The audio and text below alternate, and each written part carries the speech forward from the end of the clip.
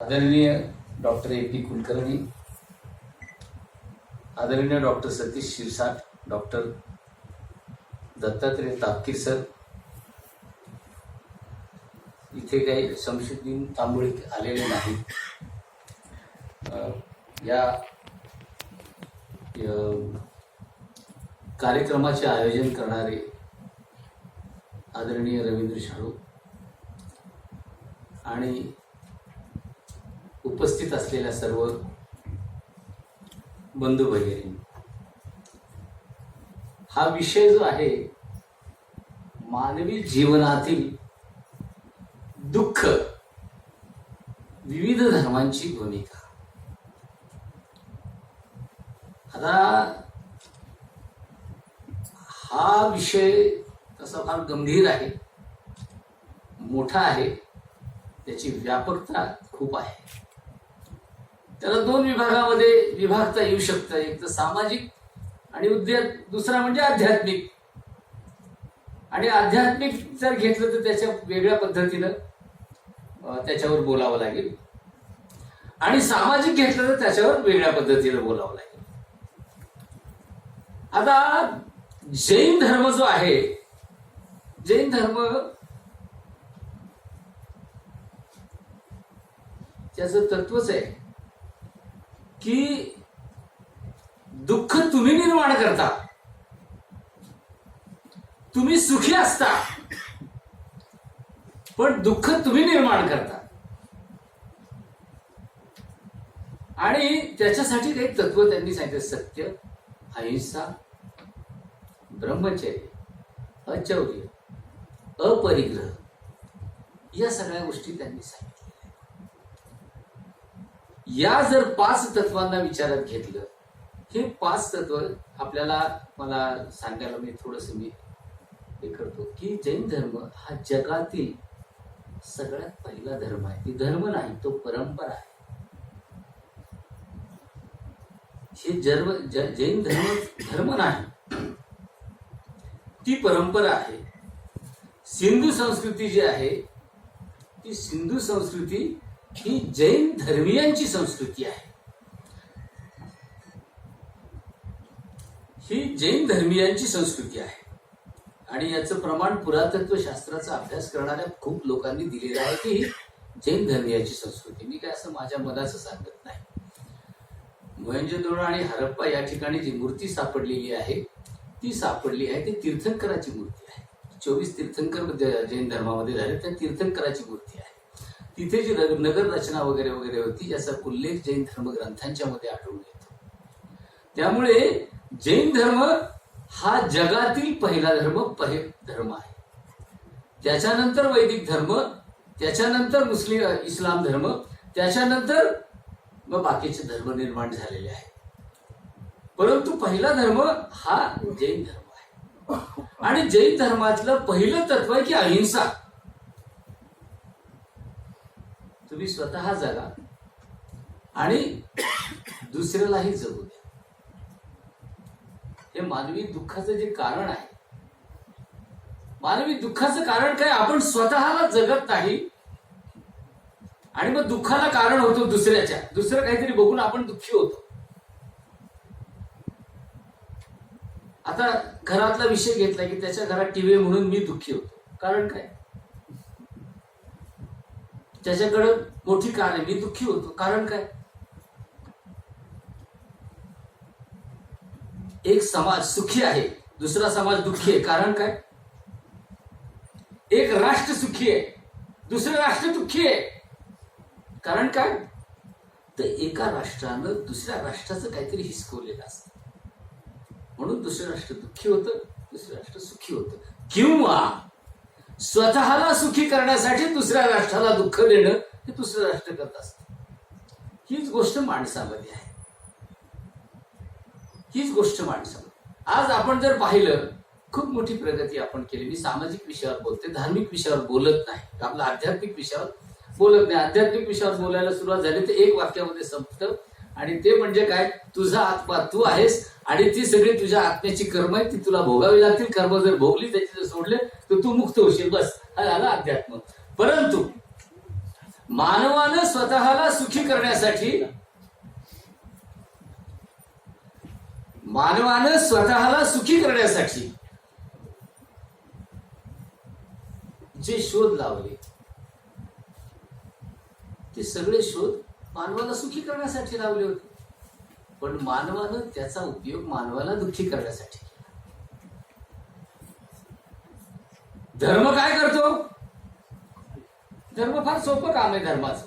धर्म असो, धर्माचे कोणी तीर्थ आमच्या आपल्या या जैन धर्माचे जे तीर्थंकर आहेत, जैन परंपरेतले जे तीर्थंकर आहेत ते म्हणजे काय आहे? सूर्य आहे. आता इथं जो सूर्य उगवतो, रोज उगवतो सूर्य. सूर्य तुम्हाला सांगत नाही हा दगड आहे, ही माती आहे, ही नदी आहे, हा रस्ता आहे, हा झाड आहे, हे आमच्या ते सांगत नाही. तुम्ही बघायचं. तुम्हाला ज्या कुठल्या तुम्हाला सगळं दाखवून दिलेलं आहे त्यानं, काय घ्यायचं तुम्ही ठरवायचं. हा धर्म आहे. तुम्ही तुम्हाला जगण्यासाठी काय घ्यायचं ते घ्या, तुम्हाला मरण्यासाठी काय घ्यायचं ते घ्या, सगळं दिलंय तुम्हाला. सूर्यानं ते दाखवलं. सूर्य रोज येऊन सांगत बसणार नाही की तू या चांगल्या रस्त्यानं जा, वाईट रस्त्यानं जाऊन सांगत बसणार. त्यामुळे हा जो धर्म जो आहे, हा धर्म हा मानवी कल्याणासाठीच निर्माण झाले. सगळे धर्म मानवी कल्याणासाठी निर्माण झाले. मग तो इस्लाम असो, त्यानंतर तो वैदिक धर्म असो किंवा कोणताही धर्म असो, त्यांनी विचार मानवी कल्याणाचा दिला. पण अनुयायांनी मात्र तो विचार स्वतःच्या कल्याणासाठी वापरला. एक फार सुंदर वाक्य मला आचार्य रजनीशांचं आठवतं. त्यांनी लिहिलं एका पुस्तकामध्ये की सत्य सत्य आहे, पण सांगणारा कसा सांगतो की मी सांगतो ते सत्य आहे. जेव्हा मी येतो त्यावेळेस सत्यावर अधिकार आहे. जे सत्य आहे ते मी सांगतो त्यावेळेस सत्यावरचा अधिकार तुम्ही काढून टाकता. जे आहे ते मी तुम्हाला सांगितलं. पण अनुयायांनी काय केलं? अनुयायांनी सत्यावर अधिकार सांगायला सुरुवात केली. मोहम्मदाचा छळ झाला नाही का? मोहम्मदाचा छळ झाला. येशूचा छळ झाला नाही का? येशूचा छळ झाला. कोणाचा कुठल्या अशा माणसाचा छळ झाला नाही की ज्यानं मानवी कल्याणासाठी एखादा वेगळा विचार मांडलाय. सगळ्यांचे छळ झालेले. कारण माणसाला खरं सत्य हे मान्य नसतं आणि म्हणून मग मनुष्य दुःखी व्हायला असतो. आणि दुःख हे माणसाचा स्वभाव नाहीये. दुःख हे माणसाचा स्वभाव नाहीये. पण दुःख आपण कसं होतं? आता एक उदाहरण देतो छोटस मी. एखाद्या रस्त्यामध्ये एखादा मनुष्य मरून पडलेला आहे. तुम्ही तिथून जाता, तुम्ही काही पाहत नाही त्याच्याकडे. कुणीतरी रस्त्यामध्ये भेटतं, पुढे जाऊन तुम्हाला सांगतो की अरे तिथे मनुष्य मरून पडलेला आहे. असेल म्हणजे वाईट झालं. त्याच्या पुढे जर गेला आणि तुम्ही कुणीतरी सांगितलं की अरे तो आपल्या चाळीतला, आपल्या फ्लॅटमध्ये राहणार आहे, आपल्या कॉलनीमध्ये राहणार आहे, आपल्या इकडच्या आहेत. कोण आहे? कोण आहे जरा बघा. तो थोडस अजून पुढे येतात. मग तो सांगतो नाही असं ते कुठल्या तरी तिसऱ्या मजल्यावर होता. तिसऱ्या मजल्यावर तुम्ही पण राहतो.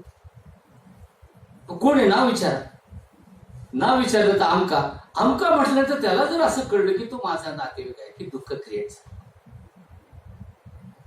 जोपर्यंत त्याला समजत नव्हतं की ती व्यक्ती कोण आहे तोपर्यंत तो सुखी होता.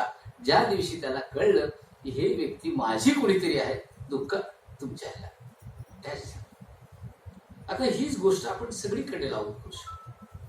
आणि म्हणून महावीर असो, आमचे 24 तीर्थंकर असो, त्यांनी खूप चांगले तत्व मांडलेले. सत्य, अहिंसा, अपरिग्रह. एका शब्दावर तुम्हाला 10 दिवस बोलायला वेळ पुरणार नाही. अपरिग्रह. अपरिग्रह म्हणजे काय? अपरिग्रह म्हणजे काय? पुढे मला इथं बसलेल्यापैकी सांगू शकेल एकदा?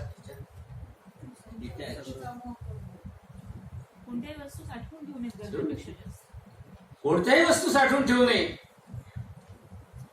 हजारो वर्षापूर्वी महावीरांनी सांगितलं आणि पुढे 1848 साली मार्क्सने तेच सांगितलं. 1848 कम्युनिस्ट पक्षाचा जाहीरनामा ज्यावेळेस यानं मार्क्स तयार केला, त्याच्यामध्ये हेच आहे की तुम्ही सगळं साठवून ठेवलं, म्हणजे ते दुसऱ्याचं तुम्ही साठवून ठेवलं. म्हणून तुम्ही साठवू नका, जेवढं तुम्हाला लागते. आता तुम्ही जर पाहिले असेल की जर हे जैन धर्माचे धर्मगुरू जर पाहिले, ते हातामध्ये पंची वापरतात, एक वस्त्र वापरतात, बस त्याच्यापेक्षा जास्त काही वापरत नाही. का? आणि इतक्याही पुढं त्याच्यात कोणाकडनं जेवण घ्यायचं, एका माणसाकडनं घेतले की त्याच्याकडनं द्यायचं, पुढे जायचं. ही साठवणूक जी आहे, ती साठवणूक तुम्हाला दुसऱ्याला दुःखी करण्याला कारणीभूत होते. आणि ज्या वेळेस तुम्ही दुसऱ्याला दुःखी करता, त्याच वेळेस आपण स्वतःही दुःखी झालेलो असतो, हे आपल्याला कळत नाही. या परिसंवादाचं किंवा ह्या चिंतनाचं खूप चांगलं तुम्ही नाव दिलेलं आहे, सुसंवाद. सुसंवाद. आपण सुसंवादापासून दूर गेलो की आपल्याला आपल्याला दुःख व्हायला सुरुवात होते. आणि म्हणून सुसंवाद, समाजामधला सुसंवाद हा हरपत चाललेला आहे. आम्ही आपल्याला एकमेकाला ओळखत नाही, एकमेकाला समजून घेत नाही, एकमेकाशी नेहमी एक वेगळ्या पद्धतीने राहतो. आपल्याला घमेंड, अहंकार सगळ्या गोष्टीने घेरून टाकलेला आहे. आणि या सगळ्या गोष्टीला जैन धर्म विरोध करतो. अहंकारी असता का? अहिंसा किती मोठी अहिंसा त्यांनी सांगितली की तुम्ही फूल सुद्धा वाहू नका. जैन धर्मामध्ये फुलाची माळ घालत नाहीत कधी देवाला. का? ते सुई टोचल्यामुळे त्याच्यामध्ये जर एखादा जीव असेल तर त्याचाही जीव जाईल. मग ती कशी मोत्याची माळ घालतात, मोती जे असतात त्याची माळ घालतात. इतकी मोठी अहिंसा तिला सांगितली. कुणी? भारतातल्या धर्मानं. भारतीय माणसालाच माहिती नाही, भारतातल्या धर्मानं, भारतातल्या तीर्थंकरांना सांगितलं.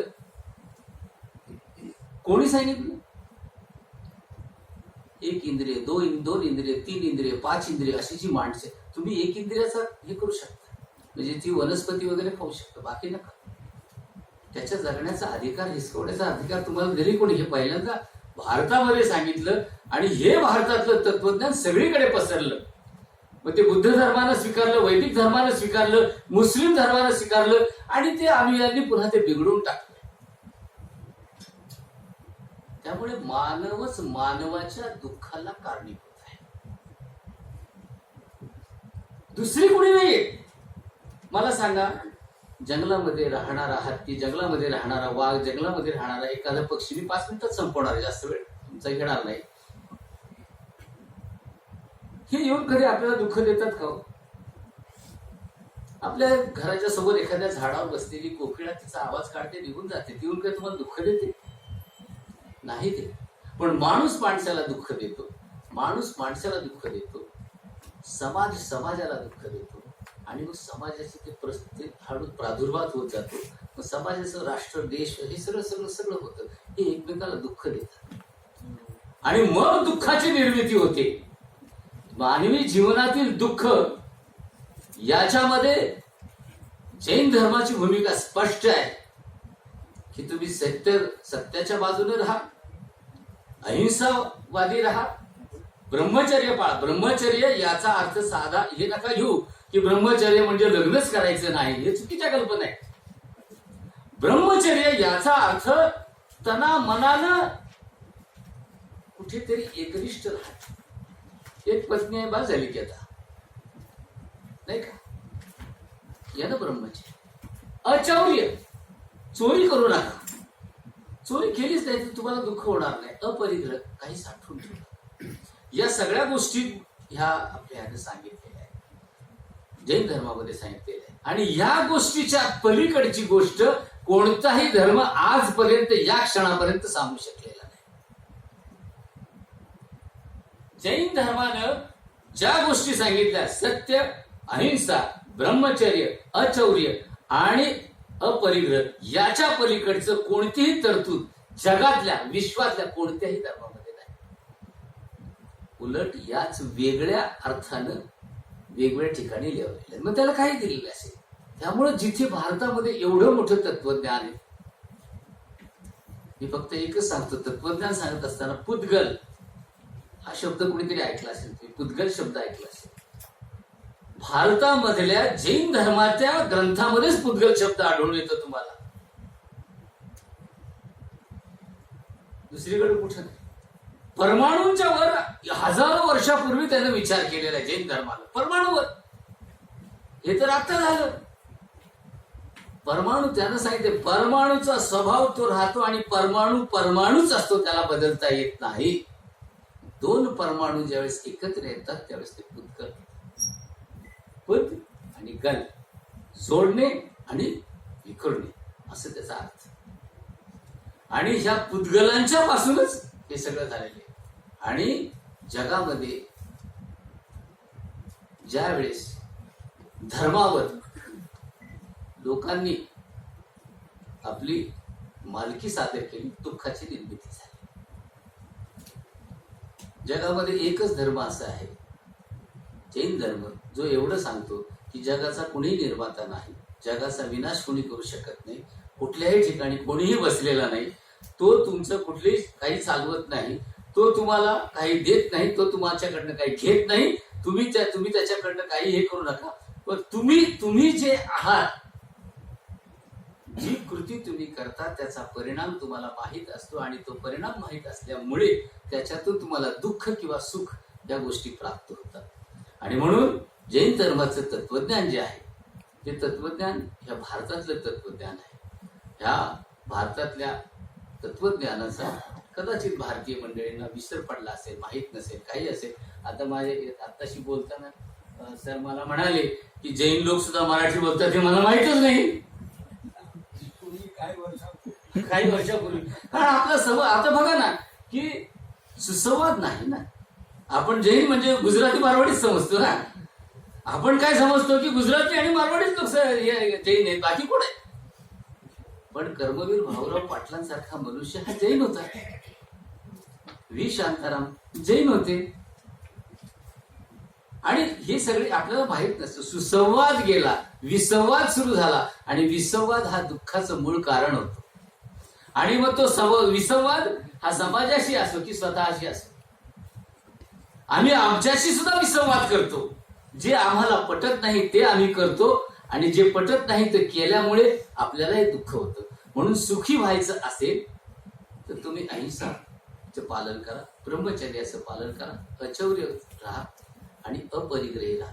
तुम्ही आपोआप सुखी व्हा. सुख खरेदी करण्याची गोष्ट नाही. दुःख खरेदी करता येतं, सुख खरेदी करता येत नाही. त्यामुळे या मानवी जीवनामध्ये दुःखाची निर्मिती ही मानवानं केलेली आहे. सुखाची निर्मिती कशी होते हे धर्मानं सांगितलेले. इम्प्लिमेंटेशन तुमच्या हातात आहे. इम्प्लिमेंटेशन तुम्हाला जमत नाही हा तुमचा दोष आहे. माणूस दुःखाची निर्मिती करतो, धर्म सुखाच्या निर्मितीचं सांगतो. प्रकाश पडलेला आहे, तुम्हाला काय बघायचं तुम्ही ठरवा. रस्ताही दिसतो, दगडधोंडेही दिसतात. त्यामुळे कसं जायचं, कुठल्या मार्गाने जायचं हे ज्यानं त्यांना आपलं ठरवायचं. एकच मी या ठिकाणी सांगतो, आज महावीर जयंती आहे. आपण सगळेजण विचारवंत विद्वान मंडळी आहात. इथे मला बोलवलं, मला बोलण्याची संधी दिली. त्या जैन धर्मामध्ये असलेली जी तत्व आहेत ती सांगण्याची संधी दिली. मी काही जैन याचा विचारवंत नाही. मी अजून जैन धर्मातला अतिशय प्राथमिक अवस्थेतला विद्यार्थी आहे. मला समजत नाही, अजून समजायला खूप मला वेळ आहे. पण माझ्यासारख्या सुद्धा प्राथमिक याच्यातल्या विद्यार्थ्याला आपण इथं बोलून विचार मांडण्याची संधी दिली, त्याबद्दल मी आपल्या सर्वांचा आभारी आहे. आपणही शांतचित्तानं हे माझं जे काही विचार मी व्यक्त केले ते ऐकले, त्याबद्दल मी आपल्या सर्वांचा अत्यंत आभारी आहे. काही नाही करता आलं तर आपण जो ते दुसऱ्याचा जगण्याचा हक्क आपल्याला हिसकवायचा नाही, एवढं जरी अंमलात आणलं तरी ह्या संवादाचं सार्थक झालं. पुन्हा एकदा जय जिनेंद्र.